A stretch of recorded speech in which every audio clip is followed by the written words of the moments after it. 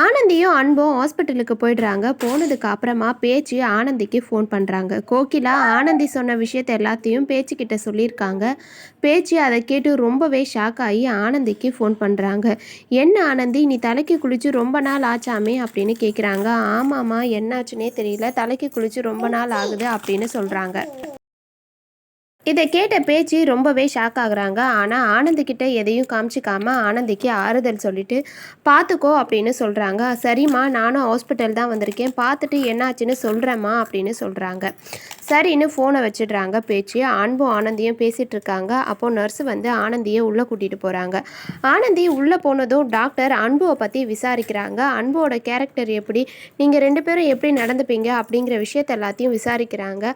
ஆனந்தி, எதுக்காக அன்புவை பற்றி விசாரிக்கிறீங்க, அன்பு ரொம்ப நல்லவர், அவரை மாதிரி யாரும் இருக்க முடியாது அப்படின்னு சொல்லி அன்புவை பற்றி ரொம்பவே உயர்வாக பேசிகிட்டு இருக்காங்க ஆனந்தி. சரிங்க டாக்டர், எனக்கு எந்த பிரச்சனையும் இல்லைல்ல, ரிப்போர்ட் வந்துருச்சுல்ல அப்படின்னு சொல்லி கேட்குறாங்க.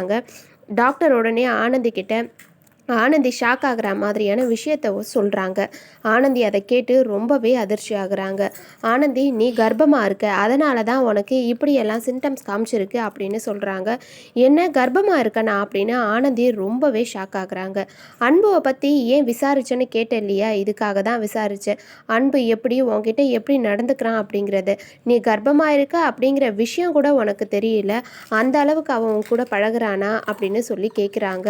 அன்புக்கும் இதுக்கும் எந்த சம்மந்தமுமே இல்லை, அன்பு ரொம்ப நல்லவர், ஏன் இன்னும் கேட்டால் நான் கர்ப்பமாக இருக்க வாய்ப்பே இல்லை அப்படின்னு சொல்லி ஆனந்தி டாக்டர் கிட்ட சண்டை போடுறாங்க. ஆனால் டாக்டர் நீ கர்ப்பமாக தான் இருக்குன்னு சொல்கிறாங்க.